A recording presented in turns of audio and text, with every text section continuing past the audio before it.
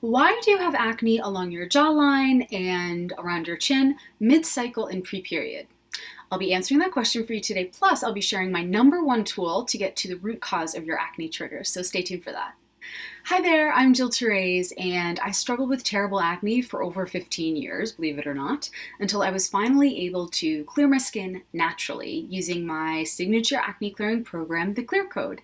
And I've made it my life's work and mission to help you do the same thing. And every week I share everything I know about how to get you clear and glowing skin naturally. So make sure you subscribe to my channel and hit the bell to be notified when I post a new video.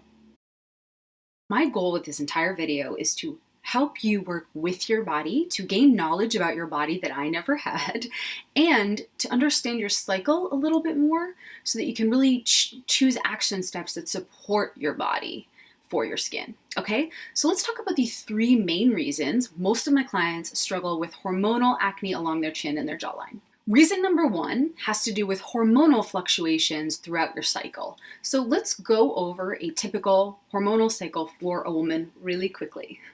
I'm not going to get too sciencey, but it's important that you know. As women, we go through 4 phases every month throughout our cycles, and they're characterized by rising and falling levels of a few hormones. We have estrogen, progesterone, FSH, LH, and GnRH. So here is a quick overview of the 4 parts of your monthly cycle, okay?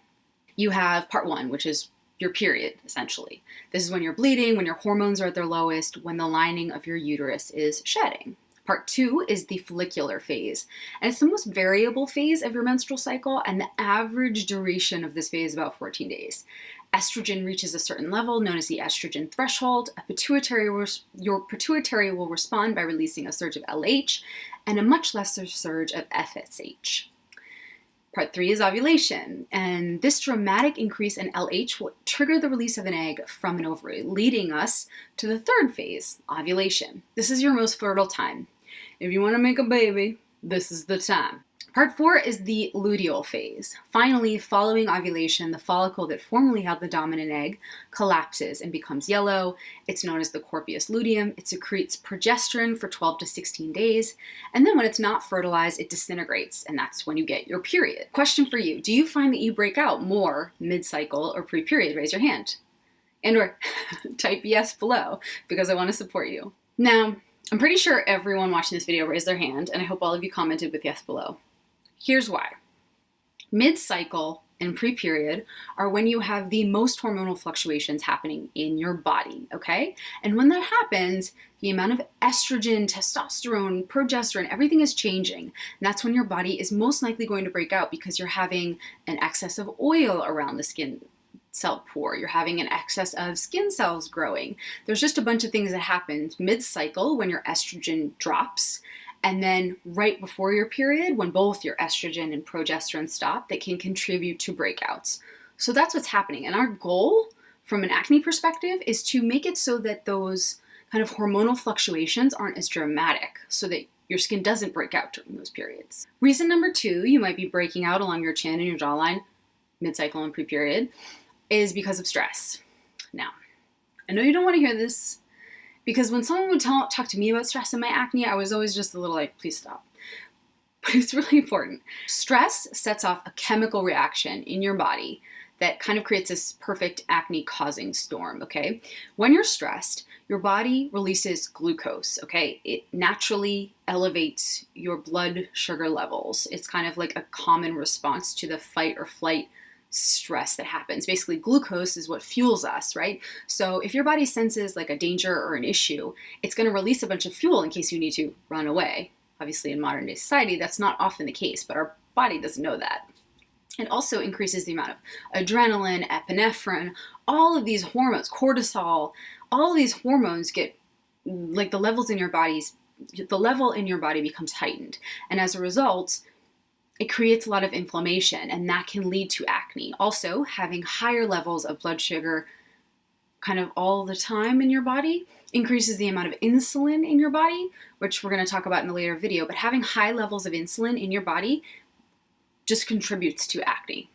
Full stop. Reason number 3 might have to do with the fact that you're experiencing some liver congestion due to impaired clearance of hormones. Now, what does that mean? Most of my clients struggle with this hormonal acne here and here, mid-cycle, pre-period, because they're experiencing some form of estrogen dominance. And basically what that means, and that can happen because of poor diet, lack of water intake, lack of exercise, lack of sleep.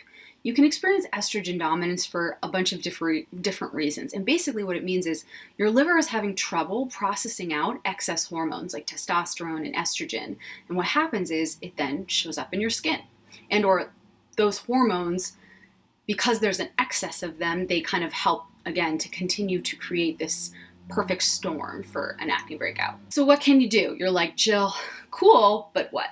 So here are 5 steps that you can take to start to heal hormonal cystic acne along your jawline and your chin, okay? Step number 1 is to grab my favorite tea in the whole world for acne support, and that's dandelion tea. I have a video about it below, so I won't go into it, but basically it increases bile flow from your liver, and it's really great for acne. Step number 2 is to look for the supplement milk thistle and give it a go. Again, I'm not a doctor. Always talk to your doctor about any supplements, but that could really support some liver detoxification for you if you wanted to try that supplement. Step number 3 is to remove artificial sugars for 10 days and see how your skin looks. Take a before and after picture. Low glycemic diets have been shown to lower overall incidences of hormonal acne along your jawline and your chin. So give that a go. Just 10 days. Step number 4 is to add in healthy fats, more than usual, let's say, mid-cycle and pre-period. So what does that mean? It means increasing your consumption of avocados, increasing your consumption of like unsweetened coconut chips, or adding an extra tablespoon of olive oil to your salad, mid-cycle and pre-period, because what that will do is it will support blood sugar management and it will help to prevent some blood sugar spikes that can negatively contribute to breakouts. Step number 5 is to start meditating. I know, if someone had told me to meditate for my acne, I would throw my computer across the room. But it's really important.